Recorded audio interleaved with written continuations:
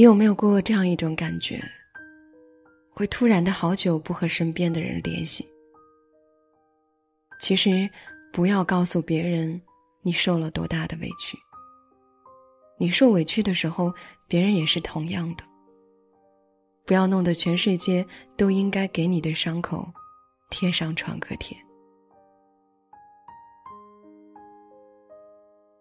有时候坏心情就像是夏天里的暴雨，没有前兆，没有开场白，就这么来了。你一个人孤零零地站在房檐下，看着手机通讯录里有好几百个好友，却不知道究竟该让谁送一把伞过来。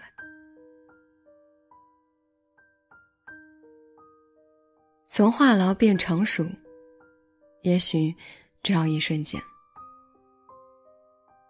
所以在某一个时刻，你突然意识到，很久都没有和好友联系了。委屈压力自己也可以完美的消化了。而你这个时候才发现，一个人真的长大了。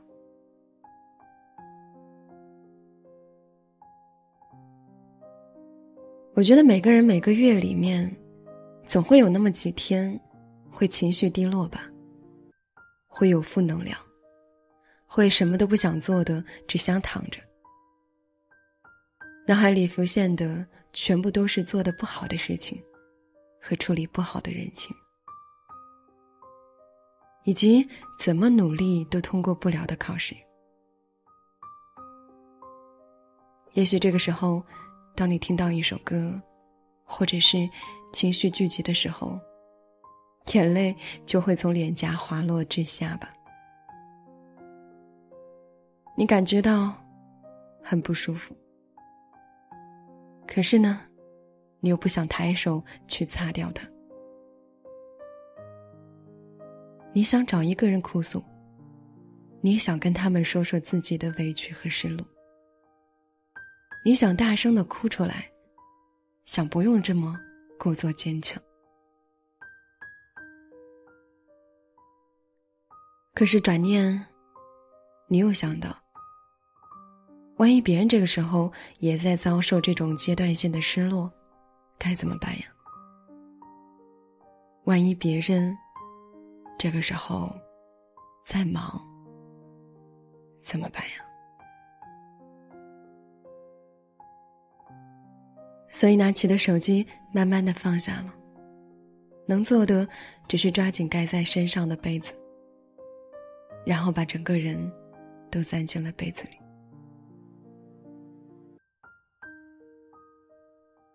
有时候不知道为什么，被窝总会给人带来安全感。把全身上下都包裹进去的时候，一丝风都投不进去的时候，就似乎什么都不怕了。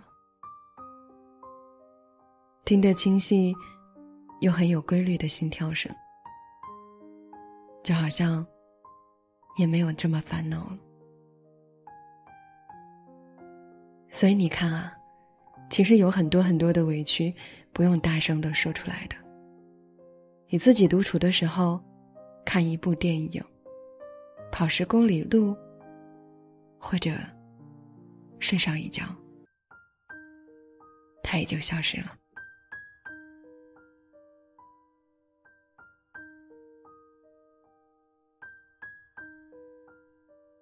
我知道生活里我们都或多或少被生活抽过一些耳光，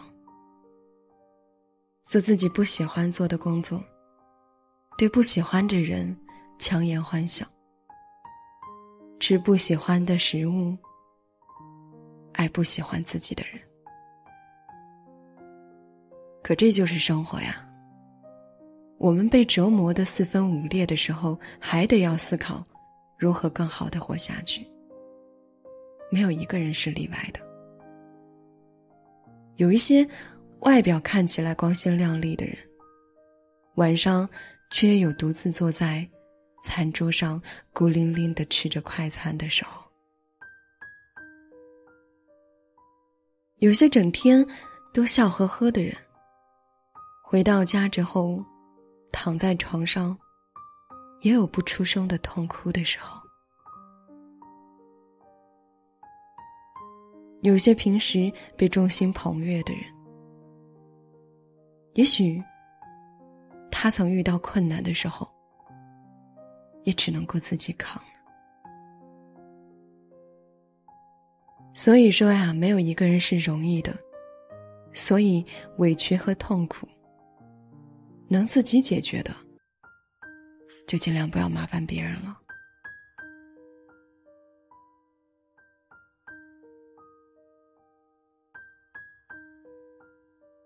小时候摔了一跤，立刻就大声哭喊，想要让父母看到之后会心疼地抱住你。长大后摔了一跤，捂着嘴，咬着牙，然后笑着对他们说：“没事儿，真的没事儿，不疼。”其实不是真的不疼，而是你终于懂得了，在疼的时候，他们也帮不了什么。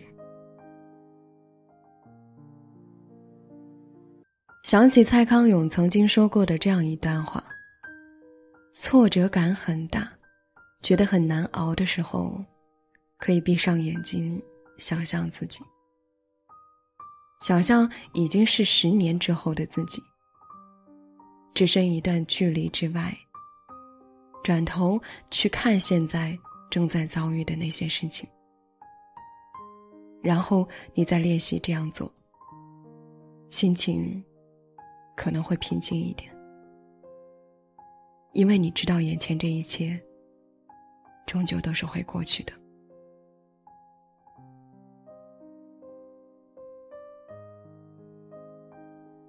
拜托你不要将自己的痛苦弄得人尽皆知了，好吗？也拜托你不需要跟另一个人说太多自己的无奈了，好吗？我们总是期待另外一个人能够与自己感同身受，但是往往假如别人做不到的话，那么只会让你失望更多。我们一个人必然会经历一些你曾经没有想象过的痛苦，而这一些也都是一个人生活所必经的过程。你要学会适应，学会承受，然后再学会慢慢地去克服它。